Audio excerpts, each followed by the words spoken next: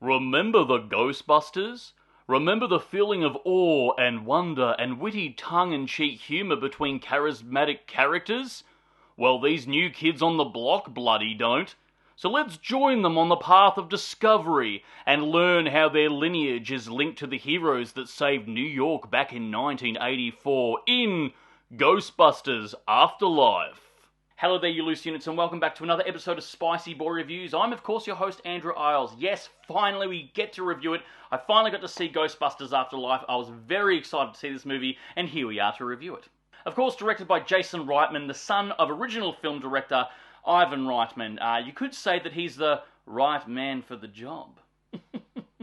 Of course, as fans would know, Jason Reitman made a cameo himself in Ghostbusters 2 back in the day in 1989. But, of course, he's grown up, he's a big boy now, and he's a director in his own right, focusing his career more on smaller, dramatic films. This film is based around a poor family of three, evicted from their apartment, so they must pack up their life and move to the country into their recently deceased grandfather's house. And as soon as they rock up, they see the house, and it's clearly a house straight out of a Rob Zombie horror film built on the land of the Texas Chainsaw Massacre family. Of course, these kids are the grandchildren of Egon Spengler, the OG Ghostbuster himself. And it's not long before Phoebe, our lead here, played wonderfully awkward, quirky, and hilarious by McKenna Grace, begins to discover old ghost tech at the farmhouse there and learns the bond that she has with her deceased grandfather. Stranger Things star Finn Wolfhard is her older brother here, and he does his best Deadpool impersonation, cracking wise constantly. He's easily the Bill Murray fill-in here in this film, and he has his own problems in his adolescence. Yes, he's a teenager, his hormones are raging, and he's fallen for a local girl who works at the local diner and whose father is the local sheriff, played here by not Dave Chappelle. Their mother, however, is kind of given up. It seems like she's very cynical and bitter. Every word out of her mouth, even when she's asked a question, has nothing to do with it, is all about how her father, Egon, left her and her mother alone, just walked out of their life, and how of a piece of shit that he is. Like, every time she opens her mouth, that's what she talks about. Like, okay, does it have to be everything you say? I get it. Some dads just suck. Trust me. It's not long before things start to get really bloody creepy, and we learn that the town that this is based in, Somerville, I believe it was called, was all built by Ivo Shandor. And for those of you playing at home, you may recognize that name from the original film. Paul Rudd pops up, of course. You've seen him in the trailer. He is here playing a teacher of summer school. Here he's playing Paul Rudd. That's it.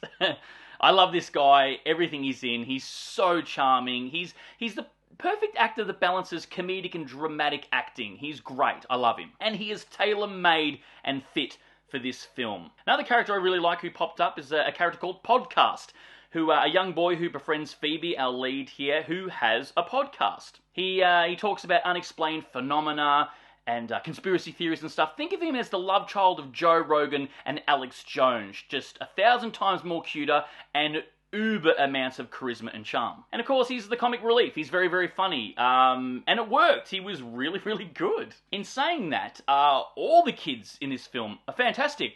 They're really, really good. They're good with the dialogue and the subject matter. Their chemistry is off the charts with each other. Yeah, thumbs up. Actually, everyone in this film is really, really good and worked together perfectly. It was cast really well. However, someone needs to tell the mum in this film to get that stick out of her butt and lighten up a little bit. Get over her daddy issues. I mean, for God's sake, you're on a date with Paul Rudd. What more could you want?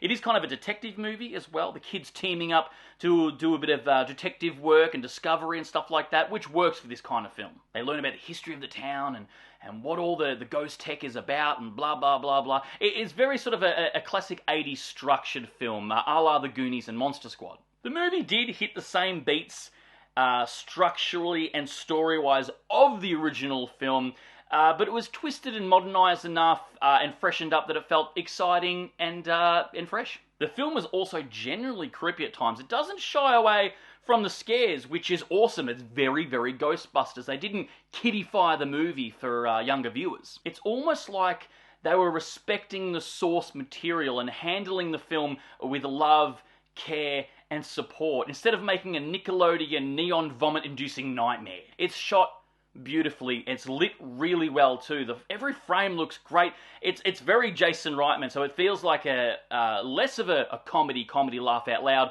and more of a quirky family drama, and for this film, it works superbly. They nailed the tone of this film for a Ghostbusters reboot, sequel, whatever you want to call it. They balanced the dark, subtle humour of Ghostbusters perfectly. It was A+.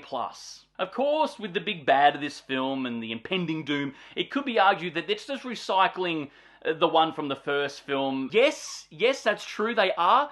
But the film was entertaining enough and treated the audience with respect that it didn't matter, and kind of, in a way, makes the three films, yes, 3 films, come full circle because of it. And we get puppetry. Creature puppetry effects. Puppetry! Oh, what a time to be alive. Thank you, Jason Reitman. Thank you. We, of course, get a lot of nods to the first film because, you know, it's a part of a franchise from the 80s made now in 2022 or 2021 when the film was made. You know, stuff that we all seen, we all know, you know, with the arms coming out of the couch that happened to Dana Barrett, the tower stack of books, Twinkies, all that sort of stuff. Is it fan service? Yes, of course it is. But why is that so wrong? Why is that dirty in this day and age? Like, because I've said it once and I'll say it again, I'm a fan and I like to be serviced. And I'm sure you all know by now, but just in case, spoiler alert! All of the original cast come back for a cheeky cameo. And yes, I do mean all. The 3 Ghostbusters cameo was a teensy bit ham-fisted, not gonna lie. You know, showing up out of nowhere with their jumpsuits and proton packs, but who gives a shit? It was so good to see, and everyone in my cinema loved it. They clapped, they were like, gasping, was excited. Even the little kids, which was very surprising. It's clear that they've been watching the first 2 films at home, which was awesome. After the film, I wanted to go up to those parents and go, well done, you're raising your kids right. And the chemistry is still there between them all. It's amazing. Yeah, Bill Murray was Venkman perfectly. He wasn't just like lazily popping up in this film like, you know, the other one that we'll not mention, but they were playing their characters. They weren't just themselves. It was fantastic. Also, stick around for the very, very end. There is a mid-credit scene and there is a post-credit scene. You have to see it because it's probably the sweetest post-credit scene I've seen in a long time, and I'd be lying if I said that I didn't choke up just a little bit. Shush! Don't judge me. I'm a human too. I walked out of this film with a huge smile on my face. It made me happy. They just got it right. They got it right. Jason Reitman, 2 thumbs up, perfect. I'm a fan. I am. I don't know if you can see my shirt. I am a massive fan of Ghostbusters. Of course, I love the first one. It's lightning in a bottle. It is a perfect film. Loved the cartoon growing up as well. It's one of the best animated shows ever, in my opinion, and yes, I have all the merchandise. Well, not all of it, but a lot of it. The second one, I don't understand why it gets so much hate. Yeah, okay, it is a retread of the first film. It's not as good, but just with the cast and their chemistry alone, gets 2 thumbs up from me, and I grew up with it, so nostalgia. And this film, yeah, great.